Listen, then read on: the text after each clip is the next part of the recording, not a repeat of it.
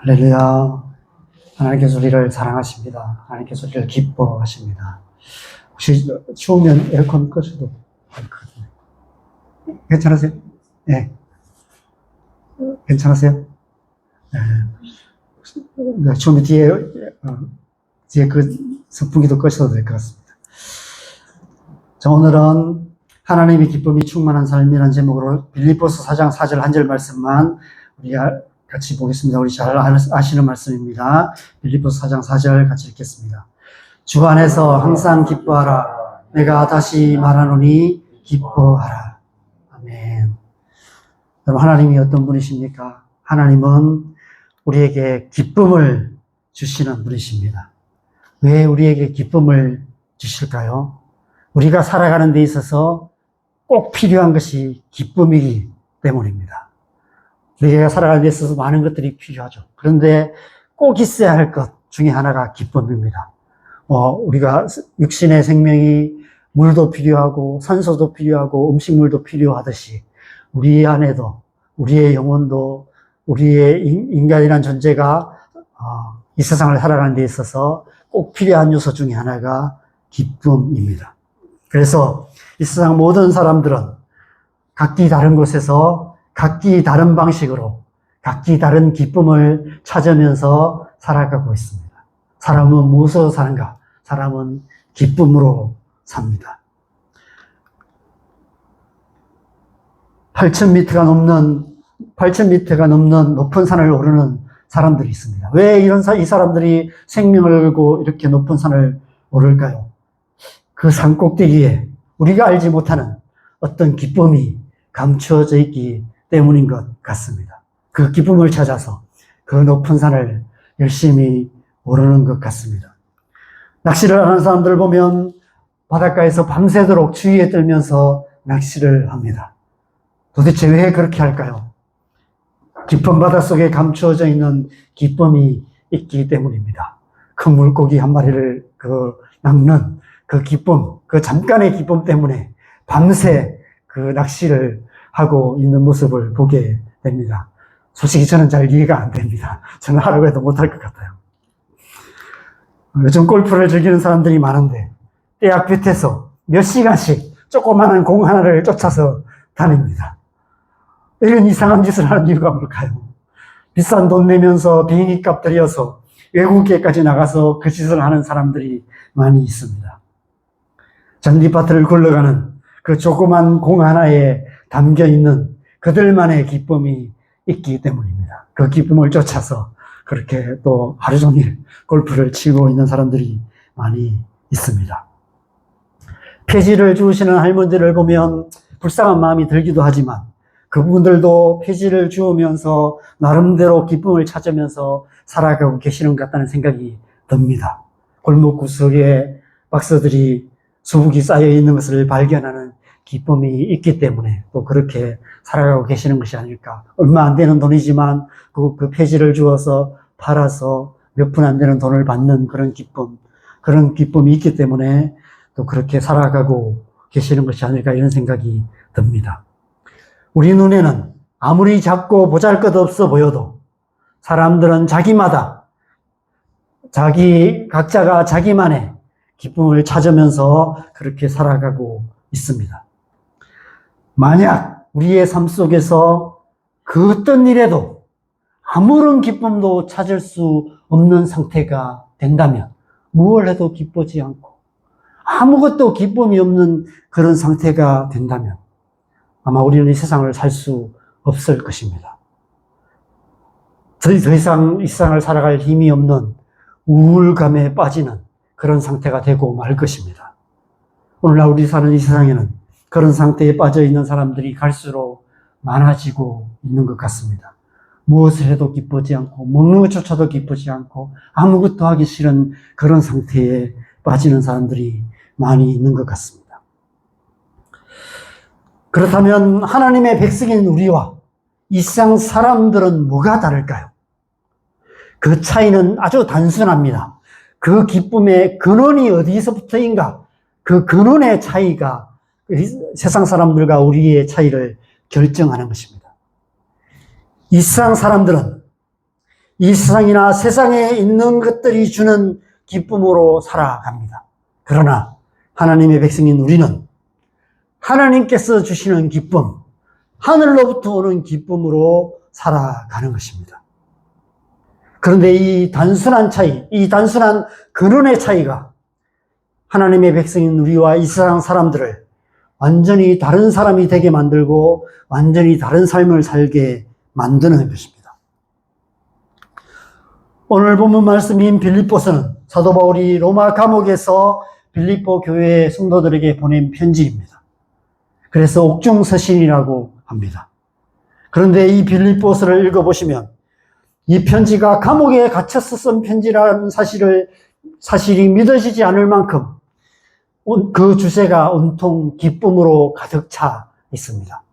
사도 바울이 기쁨으로 충만하여서 빌립보 성도들을 향해서 기뻐하라, 주 안에서 항상 기뻐하라 라고 말씀하고 권면하고 있습니다. 이 세상이나 세상에 있는 것들이 주는 기쁨으로부터 완전히 단절된 상태, 지금의 감옥과는 비교할 수 없을 만큼 그런 어떤 고통스러운 그런 상태에 사도 바울이 처해 있었습니다. 그런데 사도 바울은 그 어느 때보다도 기쁨으로 충만하였습니다. 그래서 빌립보 교회를 향해서 그리고 저와 여러분을 향해서 주 안에서 항상 기뻐하라라고 권면하고 있습니다. 그래서 빌립보서를 기쁨행전이라고 부르기도 합니다. 특별히 저는 오늘 이 한 구절의 말씀을 통해서 이 세상이 말하는 기쁨과 우리 그리스도인들이 맛보고 누리는 기쁨의 두 가지 차이점을 함께 생각해 보려 합니다. 먼저 우리가 오늘 본문에서 주목해야 될 첫 번째 단어는 주 안에서라는 단어입니다. 안에서라는 단어입니다. 그리스도인들의 기쁨과 세상 사람들의 기쁨의 차이를 만들어내는 결정적인 단어가 바로 이 안에서라는 단어입니다. 우리의 기쁨, 그리스도인들의 기쁨은 안에서 누리는 기쁨입니다. 밖에서 찾아다니는 기쁨이 아니라, 밖에 있는 어떤 것으로 말미암아 얻는 기쁨이 아니라 우리 안에서, 주 안에서 맛보고 누리는 기쁨이라는 것입니다. 사도 바울이 감옥 안에서도 주 안에서 기뻐했듯이 우리 또한 어떠한 상황 속에서도 우리는 기뻐할 수 있다는 것입니다. 도무지 기뻐할 수 없는 상황 속에서도 우리는 주 안에서 기뻐할 수 있다는 것입니다. 이 세상 사람들이 보기에 도무지 기뻐할 수 없는 그런 상황 속에서도 주 안에서 기뻐하며 살아가는 것, 그것이 그리스도인의 삶이라는 것이죠. 그래서 그리스도인의 삶의 가장 중요한 특징은 기쁨인 것입니다. 어떠한 상황 속에서도 기뻐할 수 있는 기쁨. 세상 사람들이 도무지 기뻐할 수 없는 그런 상황 속에서도 우리는 기뻐할 수 있는 것이 바로 그리스도인의 삶의 특징이라는 것입니다. 세상이 알 수 없는 기쁨을 맛보고 누리며 살아가는 사람들, 그런 사람들이 바로 하나님의 백성이라는 것이죠. 여러분, 사실 모든 감정은 다 어떤 외적인 자극을 통해서 우리는 감정을 느끼게 됩니다. 기쁨이라는 감정도 마찬가지입니다. 어떤 외적인 자극이 있어야 우리는 어떤 이 기쁨으로 반응할 수 있게 됩니다. 쉽게 말해서 우리가 느끼는 기쁨이라는 것은 어떤 그럴 만한 이유가 있어야 되는 거예요. 기뻐할 만한 이유가 있어야 우리가 기뻐할 수 있게 됩니다. 만약 우리의 마음이 기쁨을 줄 만한 아무런 외적인 자극이 없다면 기뻐할 수 없다는 것이죠. 이것이 자연스러운 거예요. 모든 사람들의 보편적인 상태가 그렇다는 것입니다. 인간이라는 존재는 외적인 어떤 우리에게 기쁨을 주는 어떤 외적인 어떤 것이 있어야 우리는 기뻐할 수 있는 존재라는 것입니다. 그래서 기쁨이라는 것은 마치 이 전구들과 같습니다. 이 전구들이 빛을 내는 것은 저절로 내는 것이 아닙니다. 발전소로부터 이렇게 만들어진 전기가 이 전구에 연결되어서 충분한 전력이 공급되면 빛을 내게 됩니다. 전력이 약하면 빛이 희미해지고 전력이 충분하면 밝은 빛을 내게 됩니다. 악기가 아름다운 소리로 감동적인 음악을 연주할 수 있는 것은 악기 스스로 그렇게 되는 것이 아니라 연주자의 손길이 있어야만 악기가 아름다운 음악을 연주할 수 있게 되는 것이죠. 기쁨이란 것도 마찬가지입니다.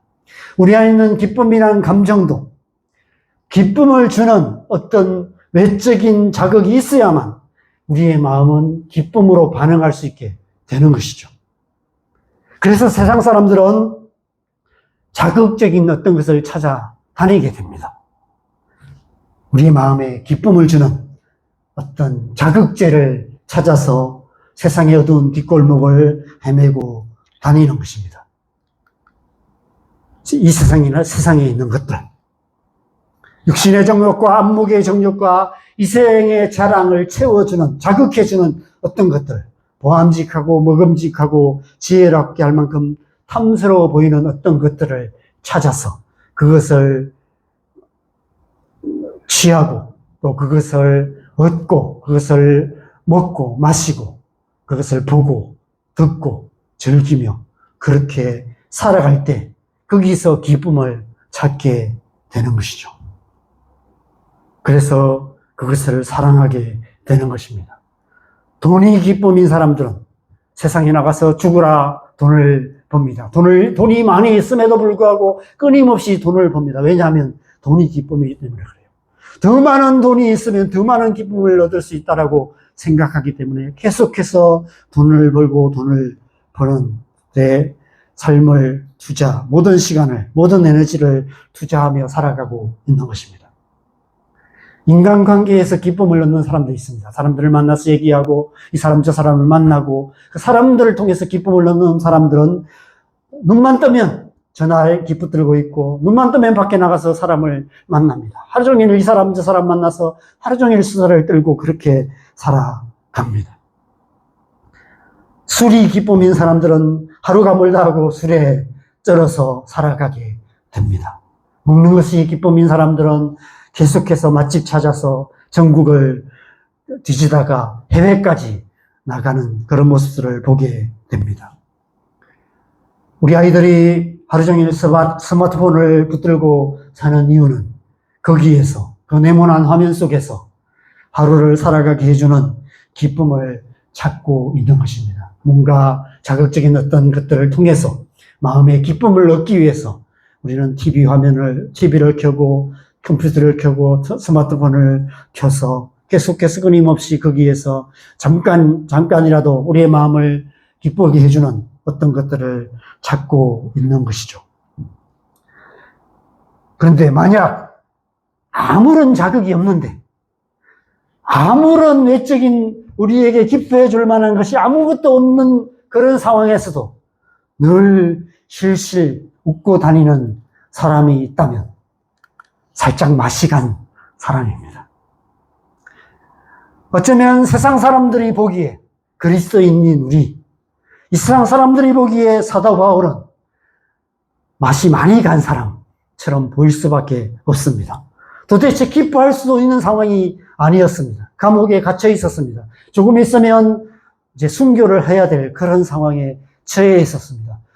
당시 로마의 감옥이라는 그 환경 자체도 그렇게 쉽지 않은 상황이었습니다. 추위와 더위에 떨면서 살아가는 그런 상황, 언제 죽을지 모르는 그런 상황 속에 처해 있었습니다. 그러한 상황 속에서도 사도 바울은 기뻐했고, 기뻐 찬양했고, 그 기쁨에 차고 넘쳐서 이 빌립보 성도들을 향해서 이 빌립보서를 기록했던 것이죠. 우리 그리스도인들 또한 마찬가지입니다.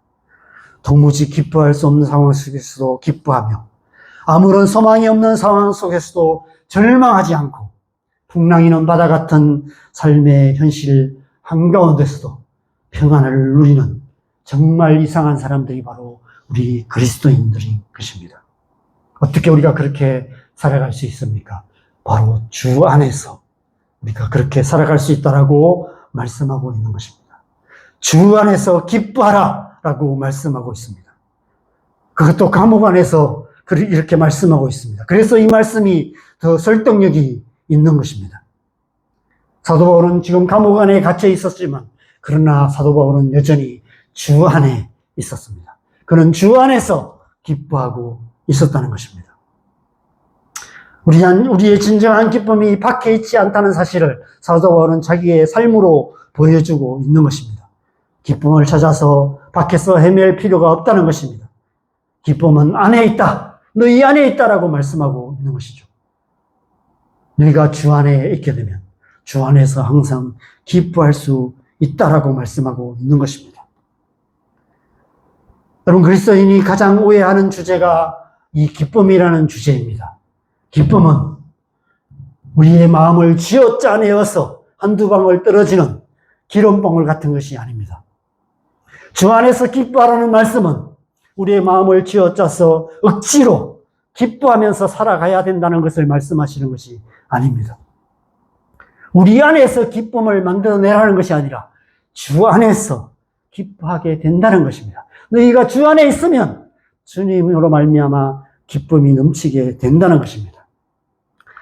안 되면 되게 하라라는 특전사 구호처럼 무조건 기뻐하라는 명령이 아니라는 것입니다.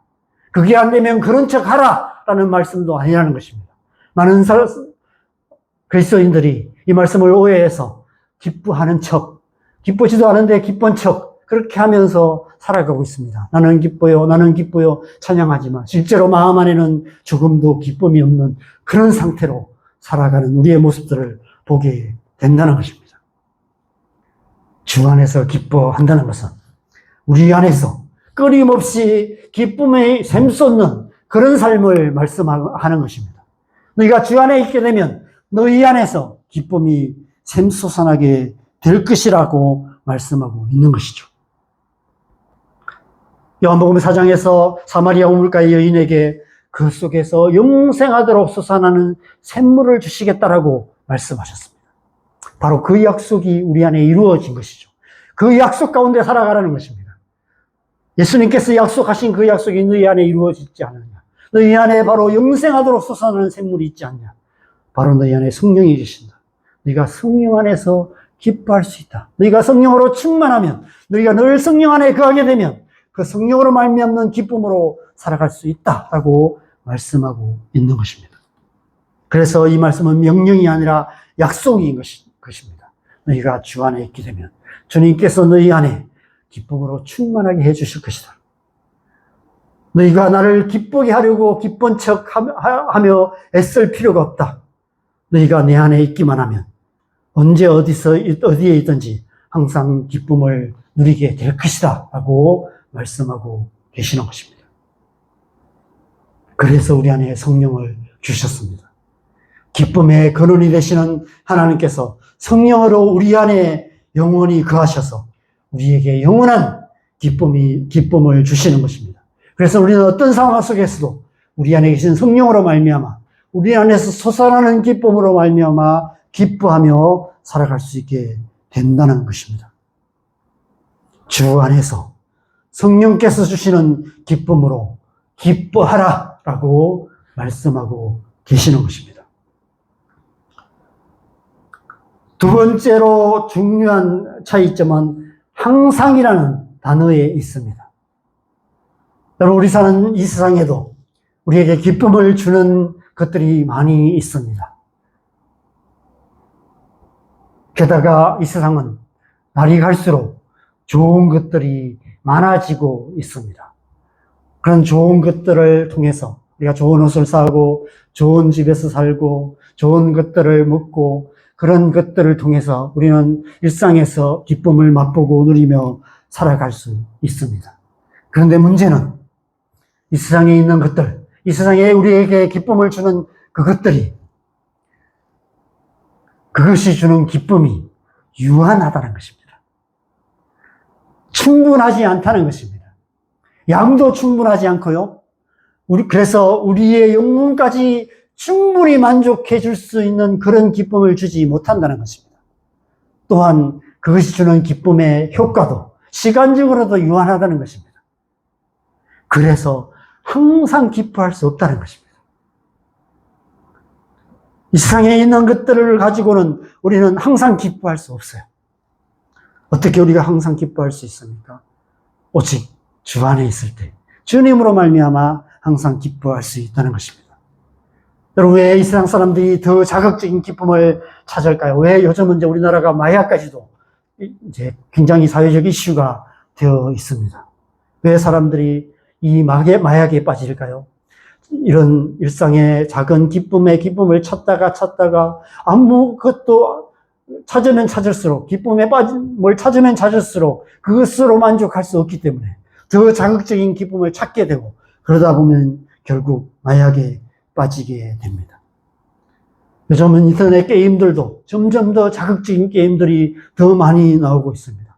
영화들도 더 폭력적인 영화가 더 저렇게 때리면 사람 정말 죽는데, 야구 빠따라도 막 사람을 때리고 이러는 모습들이 그냥 아무렇지도 않은 것처럼 그렇게 영화로 만들어지고 있습니다. 더 자극적으로 만들어야 사람들이 거기에서 기쁨을 찾기 때문에 그렇습니다. 기쁨의 효과가 더 오래가는, 지속적이고 더 오래가는 그런 것들을 찾기 때문에 좀 더 자극적인 기쁨을 맛보게 해주는 강력한 자극제를 이 세상을 만들어내고, 또 거기에 사람들이 중독되어 가는 것입니다.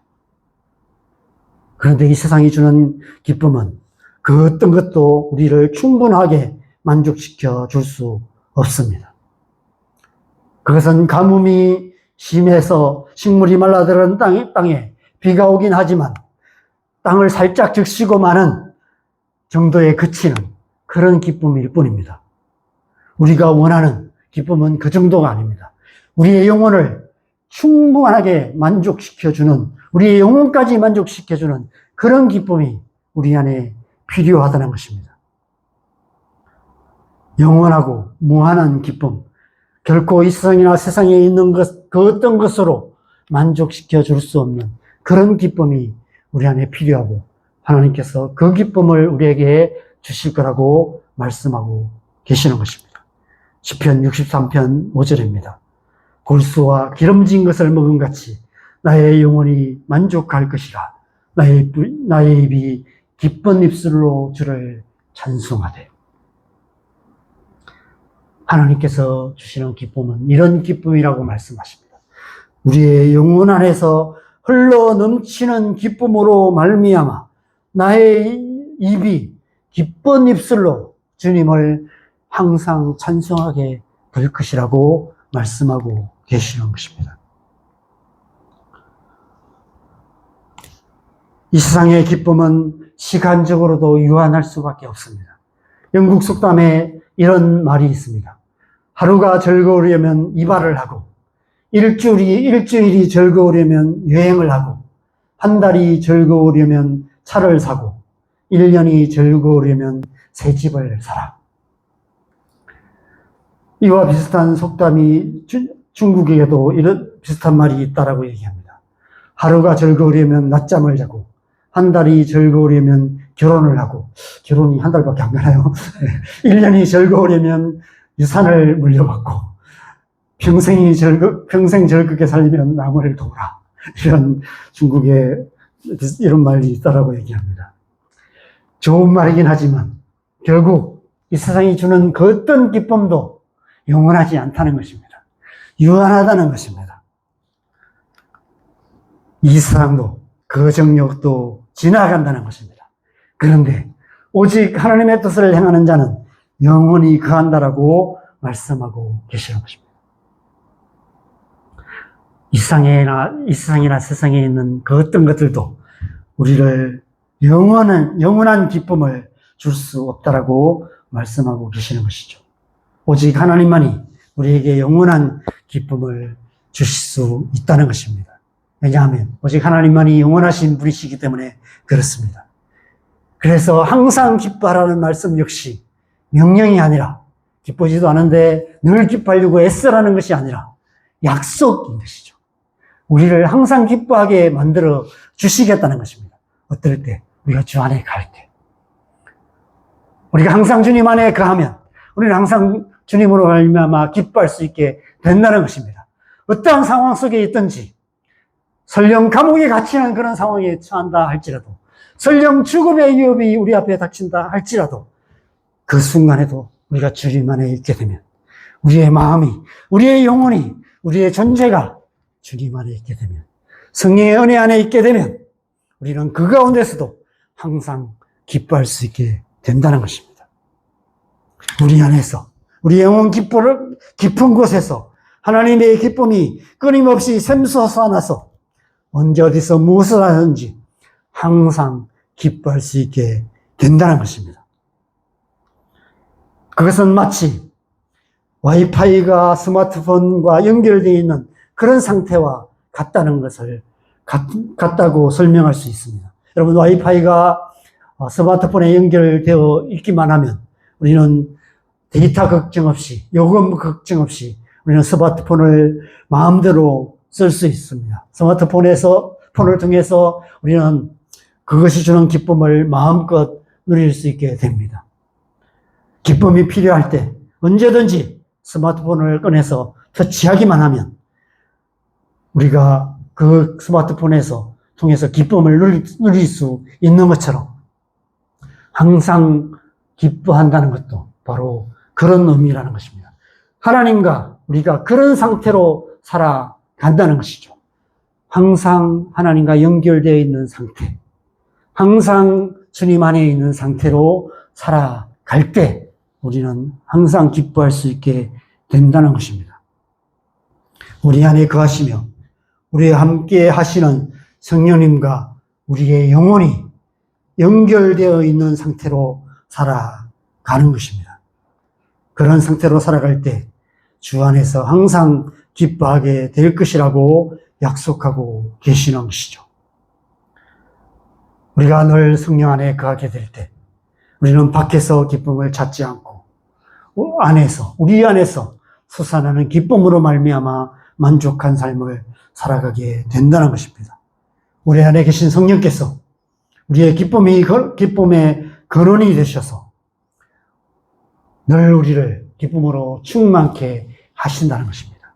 그래서 우리는 늘 성령의 충만한 은혜 가운데 살아가야 하는 것이죠. 우리 안에 성령님이 계십니다. 여러분, 우리는 하나님을 우리 안에 모시고 살아가는 사람들이에요. 우리가 길을 가고, 우리가 직장에 가서 일을 하고, 우리가 가정에서 살림을 하고, 우리가 사람들을 만나고, 또 우리가 이 세상을 살아가는 삶의 모든 순간순간마다 성령께서 우리 안에 계시고 늘 우리와 함께하고 계십니다. 우리가 늘 우리 안에 계신 성령님과 우리 또한 그렇게 동행하는 삶을 살 때 성령께서 우리 안에 계시는 것처럼 우리 또한 주 안에 거하게 될 때 우리는 그 주님으로 말미암아 기쁨으로 충만한 삶을 살아갈 수 있게 된다는 것입니다. 그래서 우리는 날마다 그 은혜를 사모하며 그 은혜로 살아가야 하는 것입니다. 사랑하는 여러분, 여러분은 지금 어디에서 어떤 기쁨을 찾고 계십니까? 여러분의 하루하루를 어떤 기쁨으로 살아가고 계십니까? 어쩌면 우리는 너무 습관적으로 지금까지 살아온 것처럼 이 세상이나 세상에 있는 어떤 것들로부터 주는 작은 기쁨에 만족하면서 계속해서 그것을 찾으면서 살아가고 있는지도 모른다는 생각이 듭니다. 우리 안에 계시는 그 성령의 은혜 안에 더 깊이 들어가서 그 은혜로 살아가는 것이 무엇인지를 우리는 충분하게 맛보면서 살아가지 못하고 있지 않은가 이런 생각이 듭니다. 그래서 우리가 좀 더 깊이 주님 앞에 나아가는 것이 필요하다는 생각이 듭니다. 더 깊이 기도하고 말씀 앞에 더 깊이 나아가고 기도를 통해서 하나님 앞에 더 깊이 나아가고 그 속에서 하나님이 주시는 기쁨을 맛보고 그래서 그 기쁨으로 살아가는 삶, 그런 삶을 살아가야 하는 것 같습니다. 그래서 이 세상 한가운데서도 우리는 하나님의 기쁨으로 충만한 그런 삶을 살아가야 하는 것이죠. 주 안에서 항상 기뻐하는 삶을 살아가는 것, 그것이 하나님의 백성다운 삶인 줄 믿습니다. 그렇게 살아갈 수 있도록 하나님께서 우리 안에 성령을 보내주셨습니다. 우리가 성령으로 충만할 때 우리는 하루하루 삶 속에서 하나님의 기쁨으로 충만한 삶, 주 안에서 항상 기뻐하는 삶을 살아갈 수 있을 줄 믿습니다. 이 한 주간 저와 여러분 모두가 성령으로 충만하여서 기쁨으로 충만한 한 주간을 살아가는 저와 여러분 되시기를 주님의 이름으로 간절히 축원합니다. 우리 함께 찬양하고